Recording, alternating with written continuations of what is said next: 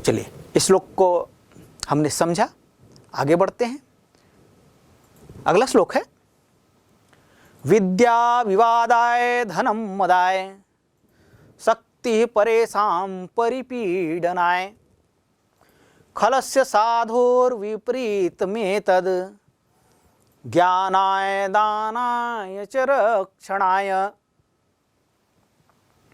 ये श्लोक है और इस श्लोक में आप देख रहे हैं विभिन्न पद जो हैं चतुर्थी विभक्ति अर्थात संप्रदान कारक से संबंधित पद हैं। तो संप्रदान कारक से संबंधित पद कौन कौन से हैं ये आप पहले पहचान लीजिए। तो संप्रदान कारक से संबंधित जो पद हैं वे हैं विवादाय, मदाय, परिपीडनाय, ज्ञानाय, दानाय, रक्षणाय। ये पद जो हैं संप्रदान कारक से संबंधित अर्थात चतुर्थी विभक्ति का प्रयोग यहां हुआ है। तो संप्रदान कारक युक्त पदों की हमने पहचान कर ली। आइए अब श्लोक में जो संधि युक्त पद हैं उन पदों को देखते हैं।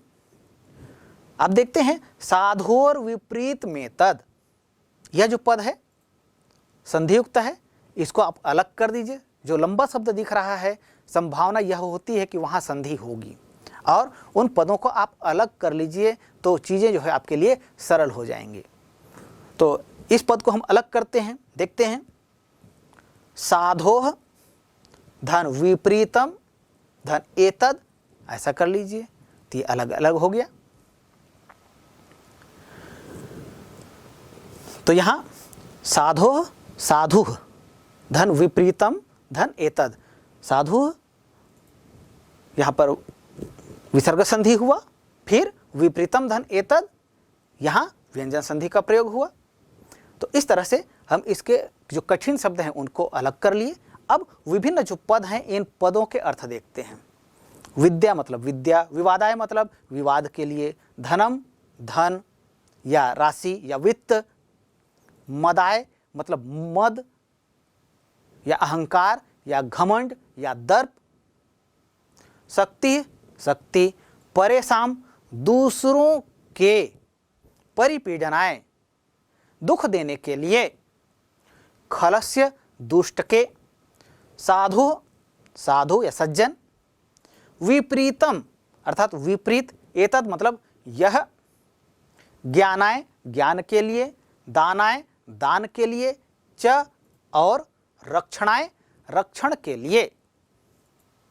ये इस श्लोक में प्रयुक्त विभिन्न पदों के शब्दार्थ हमने देख लिए।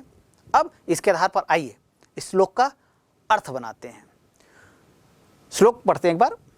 विद्या विवादाय धनम मदाय शक्ति परेशान परिपीडनाय खलस्य साधोर विपरीत मेतद ज्ञानाय दानाय च रक्षणाय। अर्थ होगा विद्या विवादाय धनम मदाय, दुष्ट व्यक्ति की विद्या। देखिए यहां पर खलस्य शब्द जो नीचे पंक्ति में आया है इसको हम क्या करेंगे पहले लेते हैं। तो खलस्य दुष्ट व्यक्ति की या दुष्ट की, विद्या विवादाय विद्या जो है विवाद के लिए होती है, धनम मदाय धन जो है मद या अहंकार के लिए होती है, शक्ति परेशान परिपीडनाय और दुष्ट व्यक्ति की जो शक्ति होती है वो दूसरों को पीड़ा देने के लिए होती है। साधो विपरीत मेतद, और जो सज्जन होते हैं उनकी जो ये विद्या है, धन है और शक्ति है, ये इसके विपरीत किन किन चीज़ों के लिए होता है। सज्जन की जो विद्या होती है वो ज्ञान के लिए होती है, सज्जन का जो धन होता है वह दान के लिए होता है, और सज्जन की जो शक्ति होती है वो दूसरों की रक्षा करने के लिए होती है।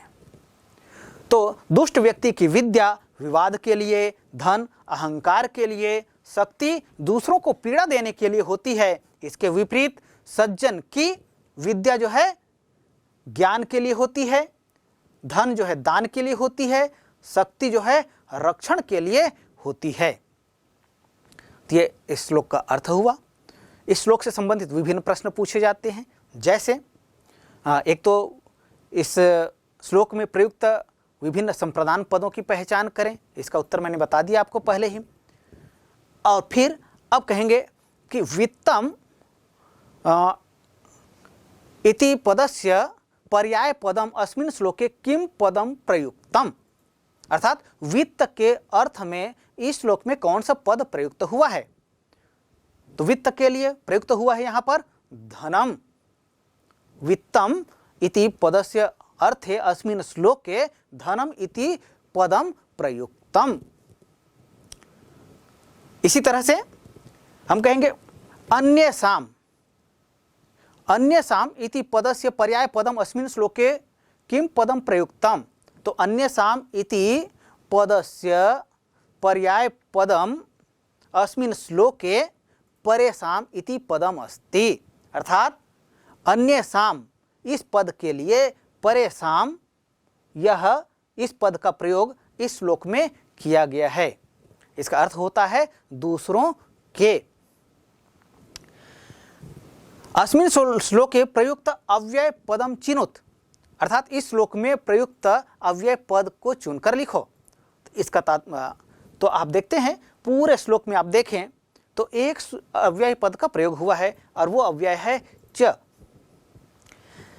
कभी कभी यह पूछा जाता है कि अस्मिन् श्लोके प्रयुक्त अर्जनाय इति पदस्य विलोम पदम किम प्रयुक्तम।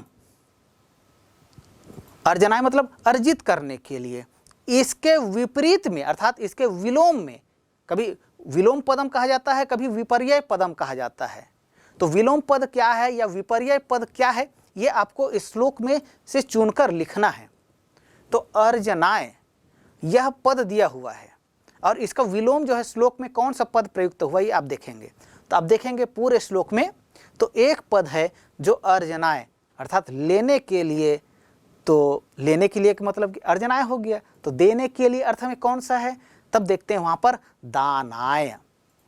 तो अर्जनाय का विलोम पद अर्जनाय इति पदस्य विलोम पदम अस्मिन् श्लोके दानाय इति पदम प्रयुक्तम, अर्थात अर्जनाय इस पद के विलोम अर्थ में इस श्लोक में प्रयुक्त पद है दानाय, ऐसा कह सकते हैं। और आप इस तरह से इस श्लोक से संबंधित विभिन्न प्रश्न जो पूछे जाएंगे इनका भली भांति आप उत्तर देने में समर्थ हो सकते हैं।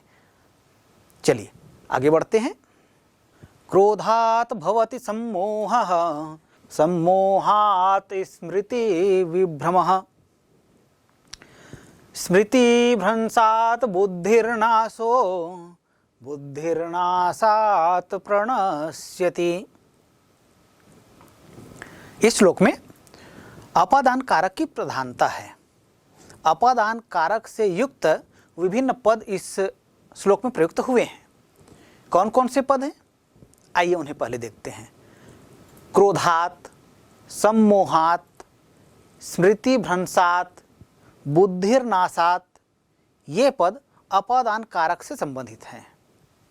अपादान कारक अर्थात पंचमी भक्ति युक्त ये जो पद हैं। इसके पश्चात हम देखते हैं इस पाठ श्लोक में जो पद आए हैं उन पदों के अर्थ को देखते हैं, अर्थात शब्दार्थ देखते हैं। क्रोधात् क्रोध से, भवति भू धातु है, लट लकार प्रथम पुरुष एक वचन का रूप है, इसका अर्थ होता है होता है। सम्मोहः, सम धन मोह इति सम्मोहः, यहाँ पर व्यंजन संधि का प्रयोग हुआ है, इसका अर्थ होता है अज्ञान। सम्मोहात्, सम्मोह से अर्थात अज्ञान से। स्मृति विभ्रमः, स्मृति विभ्रम होता है अर्थात स्मृति का नाश होता है। स्मृति भ्रंशात्, और स्मृति के नष्ट होने से। बुद्धिर्नाशो, बुद्धि का नाश होता है।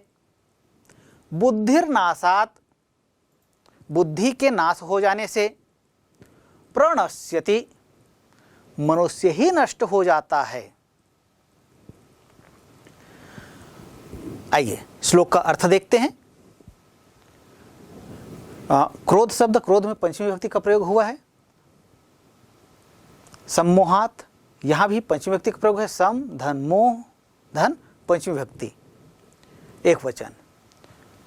क्रोधात, क्रोध से, तो सम्मोहात क्रोधात भवति सम्मोहः, अर्थात क्रोध से सम्मोह होता है, अर्थात अज्ञान होता है। अर्थात जब व्यक्ति क्रोध करता है तब उसकी बुद्धि का नाश हो जाता है। अर्थात क्रोध की अवस्था में सही क्या है, गलत क्या है, इसका व्यक्ति को भान नहीं रहता है और इस तरह से उसकी बुद्धि का नाश हो जाता है। क्यों? क्योंकि उस पर अज्ञानता का आवरण चढ़ जाता है। इसलिए कहा गया क्रोधात भवति सम्मोहः, क्रोध से अज्ञान होता है। सम्मोहात स्मृति विभ्रमः, और व्यक्ति जब क्रोध में हो जाता है तो अज्ञान का आवरण उस पर चढ़ जाता है और अज्ञान का आवरण जब व्यक्ति के मस्तिष्क पर छा जाता है तब उसको अच्छे और बुरे का ज्ञान नहीं रहता है। अर्थात उसकी तो जो स्मरण शक्ति है, उसकी जो याददाश्त है, वह क्या हो जाता है, वह नष्ट हो जाता है। फिर वह अच्छा क्या है, बुरा क्या है, इसका ध्यान, उसका भान वह नहीं रख पाता है, उसे नहीं रहता है। स्मृति भ्रंशात, और इस तरह से स्मरण शक्ति नष्ट हो जाने पर बुद्धिर नाशो, व्यक्ति का बुद्धि जो है वह नष्ट हो जाता है। अर्थात ऐसी स्थिति में व्यक्ति अपने विवेक का उपयोग नहीं कर पाता है, क्योंकि उसको पता ही नहीं चलता है कि सही क्या है और गलत क्या है। केवल और केवल वह क्रोध के वशीभूत हो जाता है। बुद्धिर नाशात, और बुद्धि के नष्ट हो जाने पर, अर्थात ऐसी अवस्था में जब व्यक्ति क्रोध से हो तो ऐसी स्थिति में वो उसको अज्ञान हो जाता है और अज्ञान के कारण से उसकी स्मरण शक्ति का नाश हो जाता है और स्मरण शक्ति के नाश हो जाने से बुद्धि कार्य नहीं करती है। और बुद्धि जब किसी व्यक्ति का कार्य न करे, व्यक्ति का मतलब क्या है, व्यक्तयते इति व्यक्ति, अर्थात जो व्यक्ति अपने आप को अभिव्यक्त कर पाता है वो व्यक्ति कहलाता है। व्यक्ति की विशेषता तभी है जब उसके पास बुद्धि है, और यदि कोई व्यक्ति बुद्धिहीन है तो बुद्धिहीन मनुष्य वो तो पशु के समान हो गया। तो बुद्धिर नाशात, बुद्धि के नष्ट हो जाने पर प्रणश्यति, अर्थात उस व्यक्ति का ही नाश हो जाता है। अर्थात उसको क्या है अच्छा है, क्या है बुरा है, वह क्या कर रहा है क्या नहीं कर रहा है, क्या उसे करना चाहिए क्या नहीं करना चाहिए, इसका कुछ भी ज्ञान नहीं होता है। ऐसी स्थिति में व्यक्ति का जो मान सम्मान होता है वो सब नष्ट हो जाता है और मान सम्मान के नष्ट हो जाने पर व्यक्ति स्वयं नष्ट हो जाता है। तो यह श्लोक का भावार्थ हुआ। आइए इसके अर्थ को देखते हैं। क्रोधात् भवति सम्मोहः, सम्मोहात् स्मृति विभ्रमः, स्मृति भ्रंशात बुद्धिर्नाशो, बुद्धिनाशात प्रणश्यति। क्रोध से अज्ञान होता है, अज्ञान से स्मृति अर्थात स्मरण शक्ति का नाश होता है, स्मरण शक्ति के नष्ट हो जाने से बुद्धि का नाश हो जाता है और बुद्धि के नष्ट हो जाने से मनुष्य नष्ट हो जाता है। ये श्लोक का अर्थ हुआ। श्लोक से संबंधित किसी वाक्यांश का किसी परीक्षा में अर्थ पूरा श्लोक का अर्थ पूछा जा सकता है। एक दूसरा किसी वाक्यांश का अर्थात किसी एक अंश का, जैसे क्रोधात् भवति सम्मोहः, अस्मिन् पदस्य अर्थम लिखत, ऐसा कहा जा सकता है। अर्थात क्रोधात् भवति सम्मोहः, इस पद का अर्थ आप लिखिए, यह बताइए। तब आपको केवल इतने का अर्थ बताना है। तो आपको बताना है क्रोध से अज्ञान होता है, इतना कहना है। कभी कभी यह एक वाक्य ही दिया जाए, क्रोधात् भवति सम्मोहः, अस्मिन् वाक्ये क्रियापदम किम अस्ति, या कहा जा सकता है क्रोधात् भवति सम्मोहः, अस्मिन् वाक्ये कर्ता पदम किम अस्ति। तब आपको इसका पहचान करना है। क्रिया क्या है? क्रिया है भवति, भू धातु भी आपको बताया था। भू धातु लट लकार प्रथम पुरुष का रूप है। भू को भव होता है, भू मतलब होना, लट लकार प्रथम पुरुष में इसका रूप बनता है। भवति भवतः भवन्ति। अब आप जानते हैं भाई, भवति भवतः भवन्ति, भवसि भवतः भवत, भवामि भवावह भवामः, ये लचकार का रूप होता है। तो यहाँ पर प्रथम पुरुष एक वचन का रूप दिया है भवति। ये क्या हुआ? ये धातु रूप हुआ। इसी धातु रूप को हम क्या कहते हैं? इसी को हम क्रिया धातु को ही हिंदी में क्या कहा जाता है? क्रिया कहा जाता है। तो यहाँ क्या पूछा गया है? अस्मिन् वाक्ये क्रोधात् भवति सम्मोहः, अस्मिन् वाक्ये किम क्रियापदम प्रयुक्तम, कौन सा क्रियापद प्रयुक्त हुआ है? तो क्रोधात् भवति सम्मोहः अस्मिन् वाक्ये प्रयुक्त क्रियापदम अस्ति भवति। हो गया। इसे संबंधित दूसरा प्रश्न पूछा गया था, क्रोधात् भवति सम्मोहः अस्मिन् वाक्यस्य कर्तपदम किम अस्ति। तो क्रोधात् भवति सम्मोहः अस्मिन् वाक्यस्य कर्तपदम अस्ति सम्मोहः। क्रोधात् ये क्या है? ये अपादान कारक है, ये कर्ता नहीं है। तो कर्ता की पहचान क्या है? कि कर्ता की पहचान है कि जिसमें प्रथमा विभक्ति का प्रयोग हुआ है, वह पद जो है कर्ता विभक्ति है, वह पद जो है कर्ता पद होता है। तो यहाँ क्रोधात् भवति सम्मोहः, इसमें सम्मोहः जो कहा जा रहा है, इसमें प्रथमा विभक्ति का प्रयोग हुआ है, इसलिए इसका कर्ता पद है सम्मोहः। तो ये तो कर्ता और क्रिया से संबंधित बातें हो गई।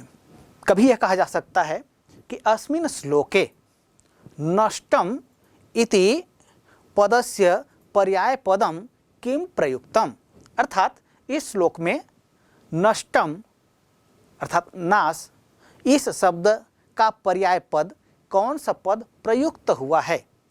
तो पूरे श्लोक को आप देखिए और वहां से नष्टम इस अर्थ को बताने वाला कौन सा शब्द प्रयुक्त हुआ है, इसका आपको चयन करना है। तो हम पाते हैं यहाँ नष्टम का पर्याय पद प्रयुक्त हुआ है नासः, अर्थात नाश। तात्पर्य क्या होता है? नष्ट होना, समाप्त होना।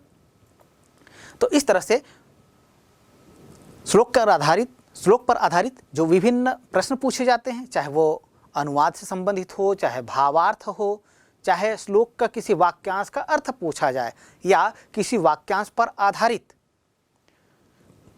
कर्ता पूछा जाए, क्रिया पूछा जाए, विशेषण पूछा जाए, विशेष से पूछा जाए, या अव्यय पद पूछा जाए, या पर्याय पूछा जाए, या विपर्यय पूछा जाए, इन सभी चीज़ों के लिए हमें अपनी तैयारी रखनी है, सबकी समझ हमें विकसित करनी है। तो निश्चित रूप से आप इस श्लोक को समझ पाए होंगे। चलिए आगे बढ़ते हैं। अलसस्य कुतो विद्या, अलसस्य कुतो विद्या, अविद्यस्य कुतो धनम, अधनस्य कुतो मित्रम, अमित्रस्य कुतः सुखम। इस श्लोक में संबंध कारक की प्रधानता है, अर्थात षष्ठी विभक्ति से युक्त विभिन्न पद इस श्लोक में प्रयुक्त हुए हैं। कौन कौन से पद हैं जो संबंध कारक अर्थात षष्ठी विभक्ति को व्यक्त करने वाले हैं? तो वे पद हैं अलसस्य, अविद्यस्य, अधनस्य, अमित्रस्य। ये वे पद हैं जो षष्ठी विभक्ति युक्त पद हैं, अर्थात इनमें संबंध कारक है या संबंध को बताने वाले ये पद हैं। श्लोक में जो विभिन्न पद प्रयुक्त हुए हैं, आइए उनके अर्थ देखते हैं। अलसस्य, अलसस्य मतलब आलसी व्यक्ति का। कुतो, कुतो का मतलब होता है कहाँ। विद्या, विद्या ये बुद्धि। अविद्यस्य, विद्या का। कुतो कहाँ। धनम धन। अधनस्य, धनहीन का। कुतो कहाँ। मित्रम मित्र। अमित्रस्य, मित्रहीन का। कुतः कहाँ। सुखम सुख। ये श्लोक में जो विभिन्न पद हैं इसका शब्दार्थ हमने देखा। और आइए अब इसके पश्चात श्लोक का अर्थ क्या होगा। अलसस्य कुतो विद्या, आलसी व्यक्ति को विद्या प्राप्त नहीं होता है। जो व्यक्ति अकर्मण्य होता है, जो व्यक्ति कार्य में आलस्य दिखाता है, जो व्यक्ति कार्य के लिए प्रवृत्त नहीं होता है, अर्थात जो व्यक्ति जो है परिश्रम नहीं करता है, कर्म नहीं करता है, ऐसे व्यक्ति को क्या विद्या प्राप्त होगा? यदि वो कुछ जानता भी होगा तो उन चीजों को क्या हो जाएगा? वो भूल जाएगा, विस्मृत हो जाएगा। अलसस्य कुतो विद्या, जो आलस्य करता है, जो कार्य करने में, कार्य को सीखने में जो आलस्य करता है, उस व्यक्ति को विद्या प्राप्त नहीं होती है। अविद्यस्य कुतो धनम, और जो व्यक्ति विद्या से हीन होता है, अर्थात जो किसी कार्य को नहीं जानता है, जानते हुए भी नहीं करना चाहता है, ऐसे व्यक्ति को धन प्राप्त हो सकता है क्या? नहीं। इसीलिए कहा गया अविद्यस्य कुतो धनम, अर्थात विद्याहीन को धन प्राप्त नहीं होता है। अर्थात विद्याहीन को धन कहाँ से प्राप्त होगा? उसको धन प्राप्त नहीं हो सकता है। अधनस्य कुतो मित्रम, और जिस व्यक्ति के पास धन नहीं हो, उसका कोई मित्र होगा क्या? नहीं, नहीं हो सकता है। तो जो व्यक्ति धनहीन होता है, धनहीन है अर्थात जब देखो तब किसी भी व्यक्ति के सामने हाथ फैलाते रहता है, तो ऐसे व्यक्ति को कोई पसंद करेगा क्या? नहीं ना। तब ऐसे व्यक्ति का कोई मित्र बनना चाहेगा? नहीं। तो ऐसा व्यक्ति जो है मित्रों से हीन हो जाता है, अर्थात कोई उसका मित्र बनना नहीं चाहता है। अमित्रस्य कुतः सुखम, और जिस व्यक्ति का इस संसार में कोई मित्र नहीं होता है, मित्र किसको कहेंगे? मित्र वह है जिससे हम अपनी मन की बातें साझा कर सकते हैं, अपने सुख दुख को अभिव्यक्त कर सकते हैं। सुख है तब भी अभिव्यक्त करेंगे, दुख है तब भी अभिव्यक्त करेंगे। तो जिस व्यक्ति का कोई मित्र ही नहीं हो, कोई उसकी बात को सुनने वाला ही ना हो, तब क्या वह व्यक्ति सुखी रह सकता है? नहीं। इसलिए कहा गया है अमित्रस्य कुतः सुखम, मित्रहीन को सुख कहां? श्लोक का अर्थ है अलसस्य कुतो विद्या, अविद्यस्य कुतो धनम, अधनस्य कुतो मित्रम, अमित्रस्य कुतः सुखम। आलसी व्यक्ति को विद्या प्राप्त नहीं होती है, विद्याहीन को धन की प्राप्ति नहीं होती है, और धनहीन व्यक्ति का मित्र नहीं होता है, और मित्रहीन को सुख की प्राप्ति नहीं होती है। श्लोक से संबंधित कुछ प्रश्न पूछे जा सकते हैं, जैसे दुःखम अस्मिन् पदस्य विपर्यय पदम अस्मिन् श्लोके किम पदम प्रयुक्तम। दुख इस पद का विलोम या विपर्यय इस श्लोक में कौन सा पद प्रयुक्त हुआ है? प्रश्न सरल है। हाँ, उत्तर क्या होगा? बिल्कुल सही। दुःखम का विलोम पद इस श्लोक में प्रयुक्त हुआ है, वह है सुखम। प्रश्न पूछा जा सकता है अस्मिन् श्लोके किम अव्यय पदम प्रयुक्तम, इस श्लोक में कौन सा अव्यय पद प्रयुक्त हुआ है?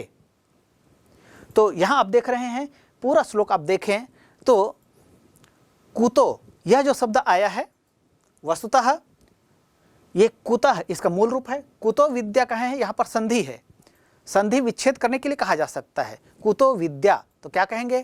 कुतः धन विद्या इति कुतो विद्या, यहाँ पर विसर्ग संधि का प्रयोग हुआ है। इसी तरह से कुतो धनम, कुतः धन धनम, यहाँ भी विसर्ग संधि का प्रयोग हुआ। कुतो मित्रम, कुतः धन मित्रम, यहाँ विसर्ग संधि हुआ। तो इस तरह से जहाँ जहाँ कुतो शब्द आया है वो सभी क्या है? वो कुतः का रूप है। तो अस्मिन् श्लोके प्रयुक्त अव्यय पदम अस्ति कुतः। चलिए आगे बढ़ते हैं।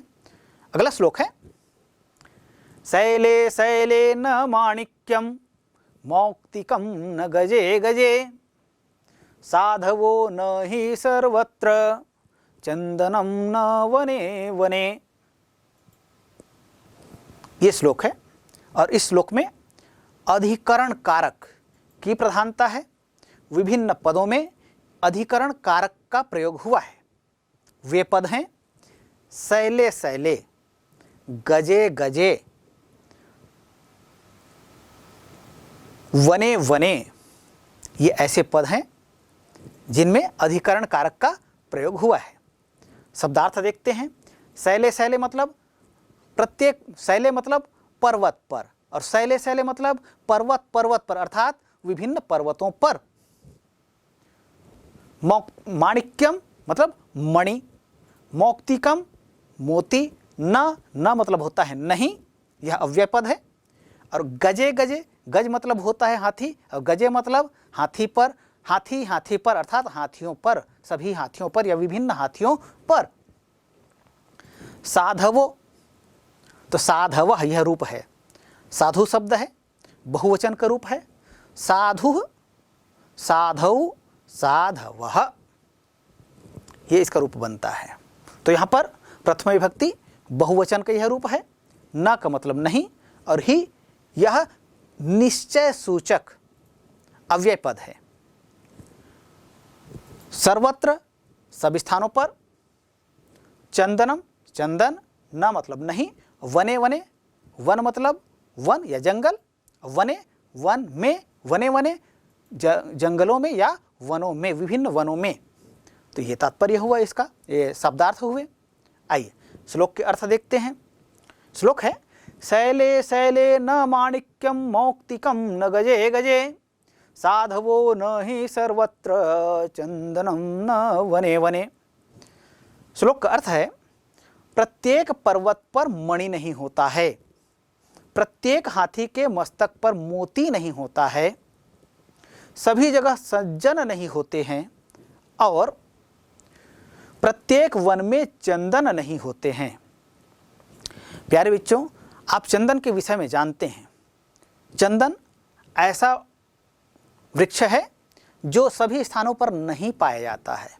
यह केवल और केवल मलय पर्वत पर पाया जाता है। चंदन की प्रकृति अत्यंत शीतल होती है, और चंदन वृक्ष से होकर जो वायु बहती है उसमें शीतलता होती है। इसलिए मलय पर्वत से जो वायु बहती है, इसकी प्रवृत्ति होती है कि वो शीतल होता है। कहा जाता है मलयानिल कहा जाता है। अनिल मतलब होता है हवा या वायु। तो मलय पर्वत से चलने वाली जो वायु है वह चंदन के कारण, चंदन के प्रभाव के, चंदन की शीतलता के कारण से वहाँ से बहने वाली वायु यह शीतल प्रवृत्ति की होती है। लेकिन यह चंदन का वृक्ष सभी स्थानों पर नहीं पाया जाता है। यह पाया जाता है केवल और केवल मलय पर्वत पर।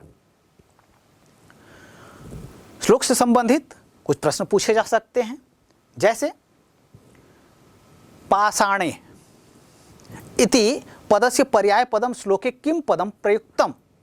तो पाषाणे मतलब पत्थर पर, और इसके अर्थ में, इसके पर्याय के रूप में कौन सा पद श्लोक में प्रयुक्त हुआ है।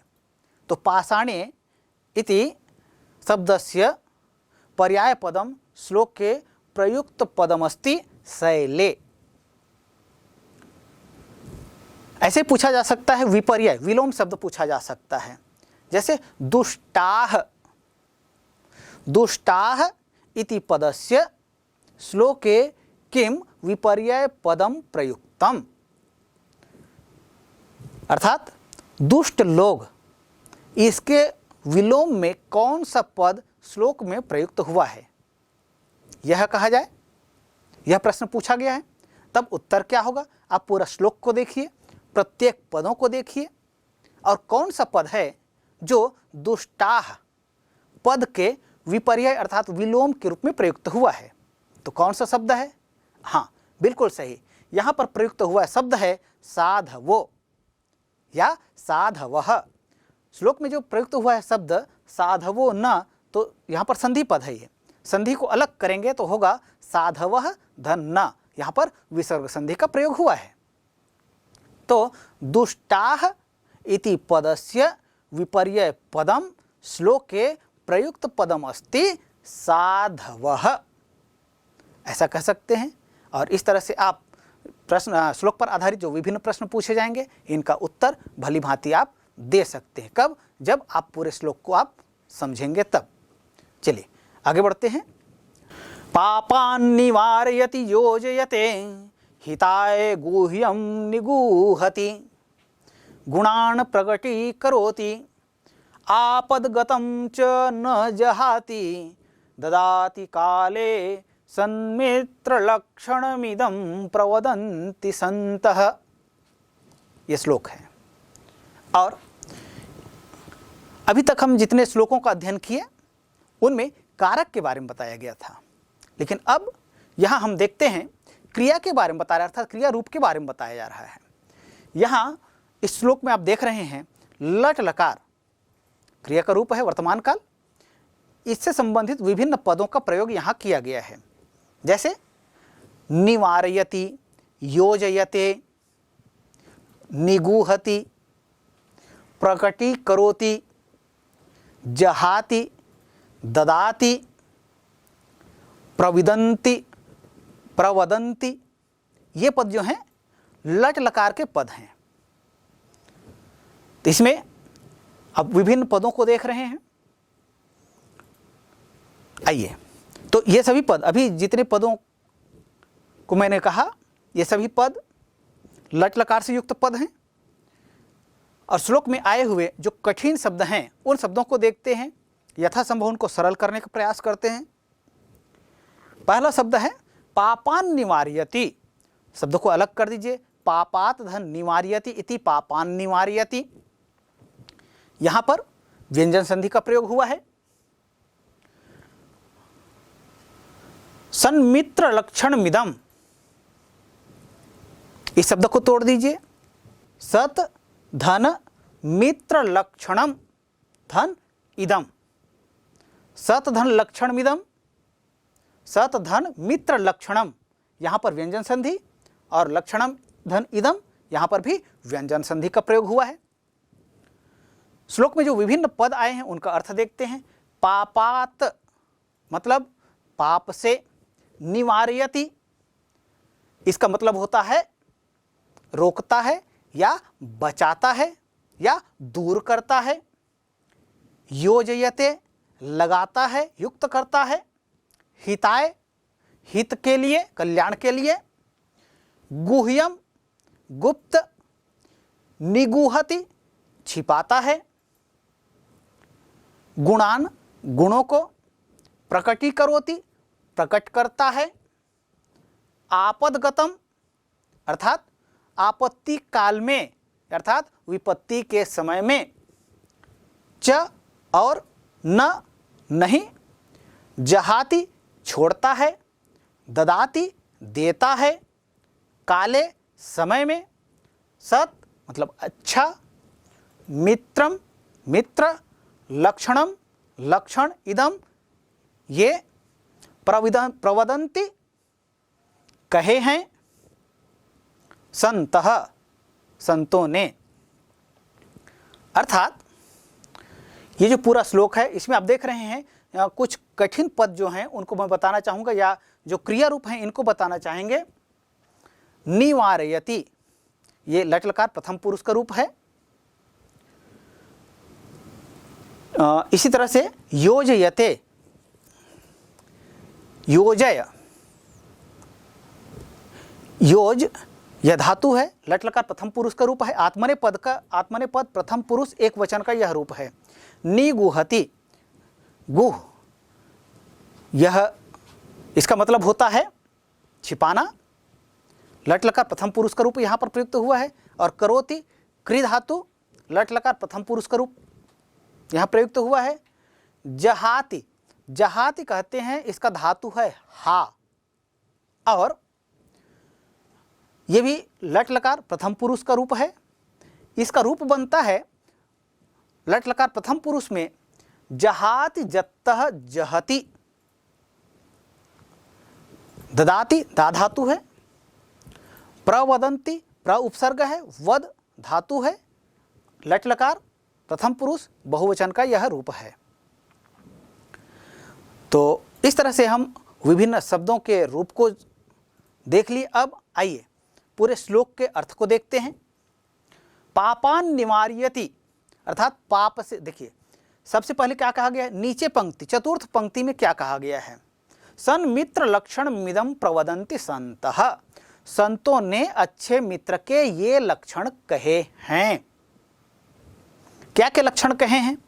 वे लक्षण है सभी जो चतुर्थ पंक्ति में जो कहा गया है वो उस बात को हम पहले लेते हैं। संतों ने अच्छे मित्र के ये लक्षण कहे हैं। कौन कौन से लक्षण कहे हैं यहाँ से लेते हैं। पापान निवार्यति, अच्छा मित्र जो है पापों से बचाता है। योजयते हिताय, और अच्छे कार्य में लगाता है अर्थात कल्याण के कार्य में लगाता है। गुह्यम निगूहति, और मित्र के गुप्त रखने योग्य बातों को गुप्त रखता है या छिपाता है, उसको प्रकट नहीं करता है।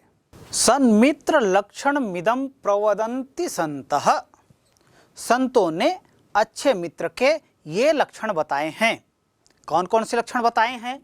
पापान निवार्यति, अच्छा मित्र पापों से दूर रखता है, अर्थात सच्चा मित्र वही है या अच्छा मित्र वही है जो अपने मित्र को गलत कार्यों से या पापों से, पाप कर्मों से बचाता है या उससे दूर रखता है, अर्थात गलत कार्यों को करने से उसको रोकता है। तो पापान निवार्यति, अच्छा मित्र जो है अपने मित्र को बुरे कर्मों से बचाता है, वही सच्चा मित्र का होता है। और सच्चा मित्र क्या करता है?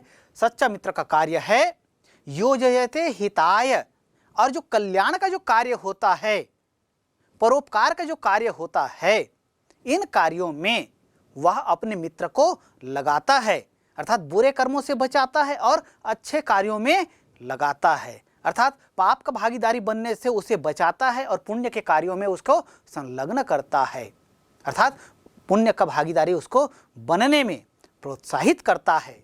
ये होता है अच्छा मित्र।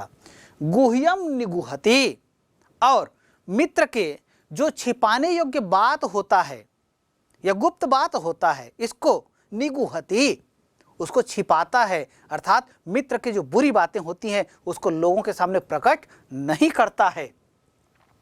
गुणान प्रकटी करोति, वह प्रकट करता है। किसको प्रकट करता है? गुणों को प्रकट करता है, अर्थात मित्र की बुरी बातों को वह छिपा लेता है, अपने तक रख लेता है, उसको अभिव्यक्त नहीं करता है। लेकिन यदि मित्र में यदि कोई अच्छाई है तो उस अच्छाई को या उस गुण को लोगों को वह बताता है, उसका वह प्रसार करता, गुणों का प्रसार करता है और अवगुणों को अपने तक रख लेता है। तो इस तरह से अवगुणों को छिपाते हुए उसके गुणों को अच्छा मित्र जो है अभिव्यक्त करता है। आपद गतम च न जहाति, और मित्र जब कोई आपत्ति में फंस जाता है तब उसको छोड़कर जाता नहीं है। जहाति हा धातु है, इसका तात्पर्य होता है छोड़ना। तो जहाति छोड़ता है, वो मित्र को छोड़ता नहीं है। कब नहीं छोड़ता है? आपदगतम, जब मित्र जो है किसी आपत्ति या विपत्ति या कोई संकट में फंस जाता है तब ऐसी स्थिति में मित्र को छोड़कर वह जाता नहीं है।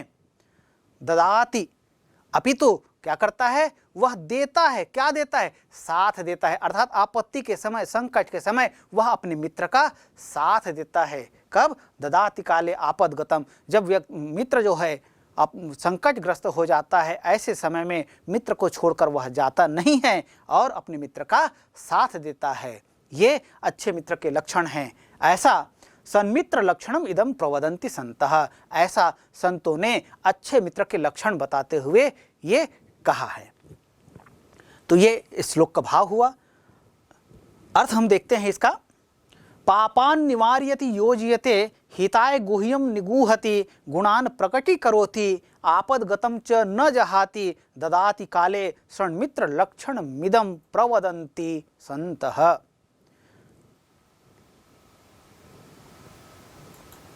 अच्छा मित्र अपने मित्र को पाप कर्म से रोकता है, हित के कार्यों में लगाता है, मित्र के गुप्त बातों को छिपाता है, उसके गुणों को प्रकट करता है, विपत्ति काल में मित्र को छोड़ता नहीं है, साथ देता है, अर्थात विपत्ति में पड़े मित्र को छोड़कर वह भागता नहीं है। संतों ने सच्चे मित्र के ये लक्षण बताए हैं, अर्थात सच्चे मित्र में ये लक्षण होने चाहिए। या कहें कि जिस मित्र में ये लक्षण हो वह सच्चा मित्र है। तो इस तरह से आप इन गुणों के आधार पर अपने अच्छे और सच्चे मित्रों की पहचान कर सकते हैं। श्लोक से संबंधित कुछ प्रश्न हैं, जैसे अपसारयति अस्मिन् पदस्य विपर्यय पदम, अपसारयति अस्मिन् पदस्य पर्याय पदम अस्मिन् श्लोके किम पदम प्रयुक्तम। तो अपसारयति का अर्थ क्या होगा? अपसारयति मतलब दूर करता है। इस अर्थ में कोई पद श्लोक में प्रयुक्त हुआ है क्या? तो श्लोक का भली भांति देखिए और कोई वैसा अर्थ देने वाला पद है तो उसका चयन कीजिए। तो हम पाते हैं यहाँ कि निवारयति, यह पद जो है यह दूर करता अर्थ को बताता है। तो इसलिए अपसारयति इति पदस्य पर्याय पदम अस्मिन् श्लोके प्रयुक्त पदम अस्ति निवारयति। ऐसा आप कह सकते हैं, ऐसा उत्तर दे सकते हैं। संस्कृत में भी उत्तर बता सकते हैं और हिंदी में भी आप उत्तर बताने में समर्थ हो सकते हैं। ऐसे ही यच्छति, यच्छति इति पदस्य पर्याय पदम अस्मिन् श्लोके किम पदम प्रयुक्तम। ये प्रश्न पूछ दिया गया आपसे, तब आपको सबसे पहले क्या करना है? यच्छति मतलब क्या होता है यह जानना है। तो यच्छति का मतलब होता है देना। तो उस अर्थ में कोई शब्द है क्या? अब देखें, यच्छ मतलब होता है देना, यच्छति यह लट लकार प्रथम पुरुष का रूप है। तो देने अर्थ में लट लकार प्रथम पुरुष में कोई पद इस श्लोक में प्रयुक्त हुआ है क्या? देखते हैं। हाँ, प्रयुक्त है। कौन सा शब्द है? बिल्कुल सही, यहाँ पर प्रयुक्त हुआ शब्द है ददाति। तो यच्छति इति पदस्य पर्याय पदम अस्मिन् श्लोके प्रयुक्त पदम अस्ति ददाति। तो इस तरह से हम श्लोक का अर्थ भी बता सकते हैं, श्लोक का भावार्थ बता सकते हैं, श्लोक में प्रयुक्त पदों का शब्दार्थ पूछा जाए तो वो बता सकते हैं, या श्लोक से संबंधित पर्याय या विलोम शब्द से संबंधित कोई प्रश्न पूछा जाए तो इसका भी हम उत्तर देने में समर्थ हो सकते हैं। चलिए आगे बढ़ते हैं।